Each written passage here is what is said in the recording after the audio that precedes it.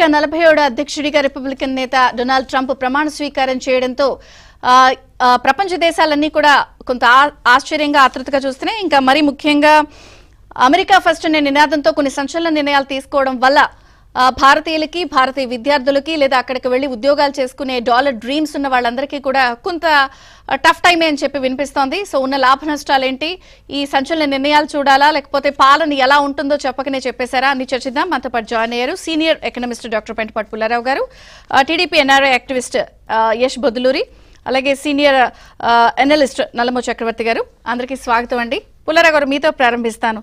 ఇవి తొందరపాటు నిర్ణయాలు అనాలా, లేకపోతే అమెరికా ఫస్ట్ నా స్టైల్ ఇంతే, నా శైలి ఇంతే అని చెప్పినట్టు అనుకోవాలా, లేకపోతే పాలనా శైలి ఎలా ఉంటుందో చెప్పేశారా? ఈ నిర్ణయాలన్నిటిపై మీ అబ్జర్వేషన్స్ ప్లీజ్. అసలేవి తొందరపాటు నిర్ణయాలు కాదు. డొనాల్డ్ ట్రంప్ 8 సంవత్సరాల వచ్చి చెప్పే పని ఇది, కొత్తగా ఏం చెప్పట్లేదు. 2016 నుంచి చెప్తున్నారు. అందరికి ఈయన వస్తే అధికారంలోకి చేస్తాడు అని అందరికి తెలిసిన విషయం. ఆయన అధికారంలోకి వచ్చాడు. ఎందుకు వచ్చాడు హిస్టరీ తర్వాత రాస్తుంది. నాలాంటి వాళ్ళు ఏమనుకుంటారంటే పిచ్చిగా బోర్డర్స్ తెరిచేసి లక్షల మంది దిగిపోయారైతే ఏ దేశంలోనైనా బాధపడతారు కదా. మన దేశం మనం బాధపడతలేదా? బంగ్లాదేశ్ నుంచి కోట్ల మంది వచ్చి కూర్చున్నారని, ఎవరున్నారు ఎక్కడున్నారు మనకు తెలియదు కదా. సిఏ ఎందుకు పాస్ చేశాం ఇవన్నీ, లేకపోతే national record of population, ration register of population, అది ఎందుకు పాస్ చేశాం? ఇది వాళ్ళు చేసే పని కూడా అంతే.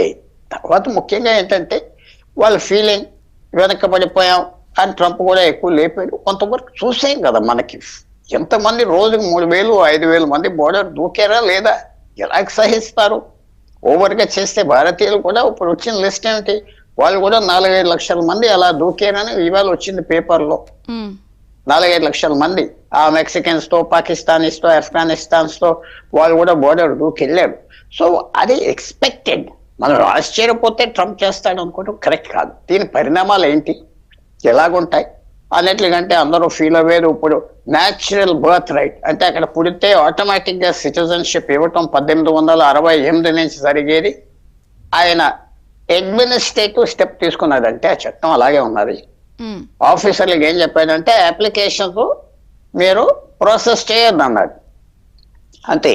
సో అది కోర్టులో టెస్ట్ అవుతుంది, చాలా టెస్ట్స్ అవుతాయి. అది మనం వెయిట్ చేయాలి. భారతదేశానికి ఆ భారతదేశం అవసరం ఉన్నది కాబట్టి ఇక్కడ నుంచి ఇంజనీర్స్, టెక్నీషియన్స్ అది కొంతవరకు పని అవుతా ఉంటుంది. డొనాల్డ్ ట్రంప్ తీసుకొచ్చి పెట్టింది బల్ల మీద ఆశ్చర్యపోతున్నాం అంటే మరి ఇంకా ఈ గత 8 సంవత్సరాలు మనం టీవీ చూడలేదా, న్యూస్ పేపర్స్ చదవలేదా? ఆశ్చర్యమేం లేదు. తర్వాత ఆయన అన్ని అనుకున్నా అవుతాయా? అవ్వో. ఒకే ఉదాహరణ చెప్తున్నా మీకు. యుక్రెయిన్ యుద్ధం 1 రోజులో ఆప్ చేస్తా అన్నాడు, ఆగలేదే. వ్లాదిమిర్ పుతిన్ నేను తిడతాం మొదలు పెట్టాడు. 4 సంవత్సరాలు స్నేహంగా మాట్లాడు, నేను తిడతాం మొదలు పెట్టాడు. నువ్వు పాస్ చేస్తావు రష్యా, ఎందుకంటే అగ్రిమెంట్ నువ్వు వస్తాయి అడ్డాలు. ఆయన ఎలా తట్టుకుంటాడు, డిస్ట్రాక్ట్ అవుతాడా, మిగతా ఏ విషయాలు వస్తాయి మనం చూడాలి. తప్పకుండా భారతదేశం, మెక్సికో, కెనడా, చైనా వీళ్ళందరికంటే మనం చక్కటి ప్లేస్ లో ఉన్నాం. పెద్ద ఇబ్బంది ఏమి ఉండదు యుఎస్ఏతో మనకి.